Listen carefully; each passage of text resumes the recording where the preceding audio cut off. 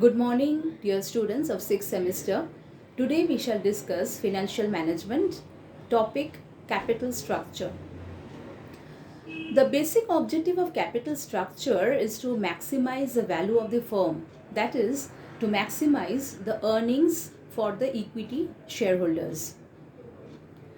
অন্যভাবে বলতে পারি, the purpose is to select a proper debt equity mix since it has an impact on the expected income or the cost of capital of the firm.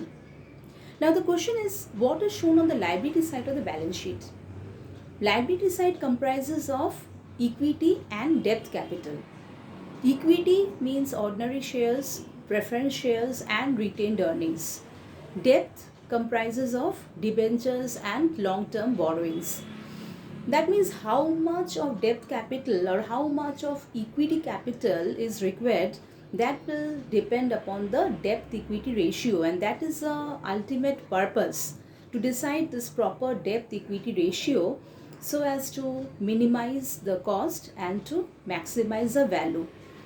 That is to select a proper capital structure, the optimum capital structure. This is the main purpose of the business.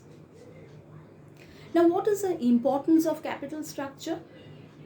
Maximization of return, maximization of value of the firm as already discussed, minimization of costs, minimization of risk, which is very important, liquidity, which means sufficient amount of liquid cash must be available for the repayment of debts, financing of long-term development plans.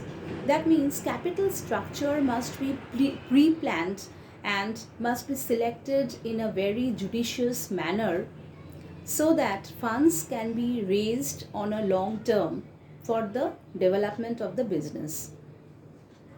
Next is a full utilization of capital. এটা দেখতে হবে যে ক্যাপিটালটা business raise করেছে, that has to be fully utilized.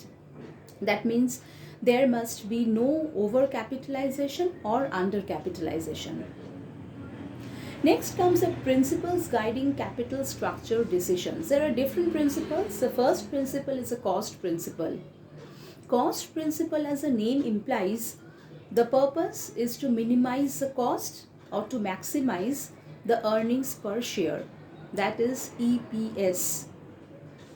According to the cost principle, debt capital is considered to be cheaper than equity capital because the bondholders, they do not have a claim over the superior profits of the company. The other point is that interest on debt is considered to be cheaper than the cost of dividend. That means if the company wants to raise capital, it can issue bonds according to this principle. The second principle is a risk principle. The purpose is to minimize the risk. So according to this principle, it is not favorable for the company to issue a huge amount of bonds. Raising capital through bonds is risky because it will increase the degree of financial leverage and will be risky for the company, and too much of risk might reduce the market value of equity shares. So what is EPS, earnings per share? Net profit available for equity shareholders by number of ordinary shares outstanding. Next comes the control principle. Capital structure should be designed in such a way so that the control of the residual owners remains undisturbed. Now, who are the residual owners? The existing shareholders. That means if the company wants to raise more capital, it can issue bonds because these bondholders do not have voting rights and they do not have any control over the company. Next is a flexibility principle.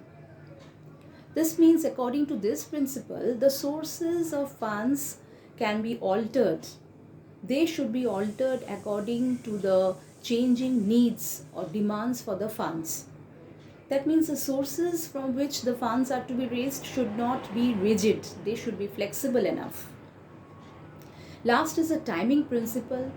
Time is a very crucial factor because according to this principle, for instance, during economic boom, investors have a strong desire to invest in shares.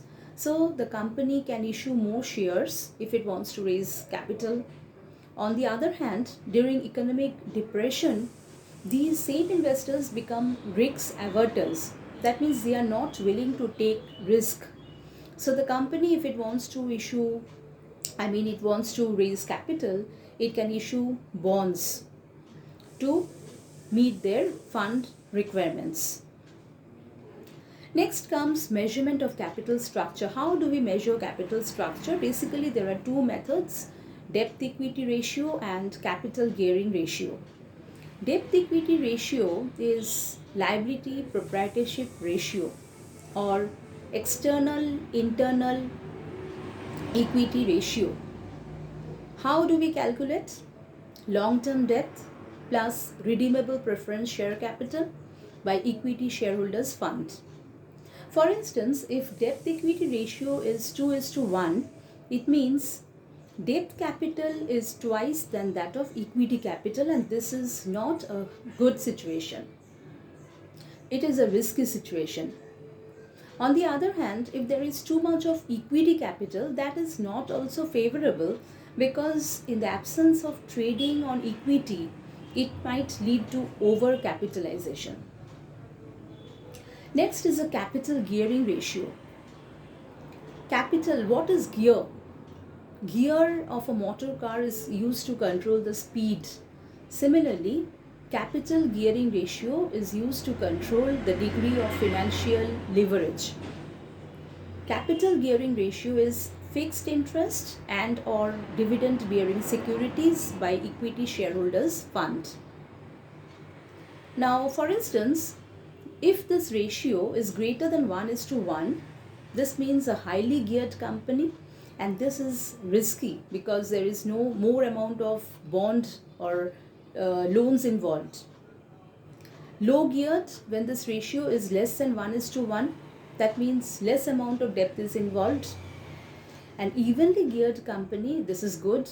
This means its ratio is 1 is to 1.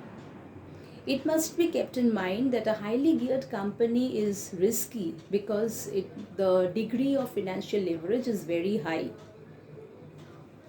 And therefore, the option or the notion is to select optimum capital structure and to select a proper debt equity mix so as to minimize the cost or to maximize the value. Thank you. সবাই ভালো থেকো।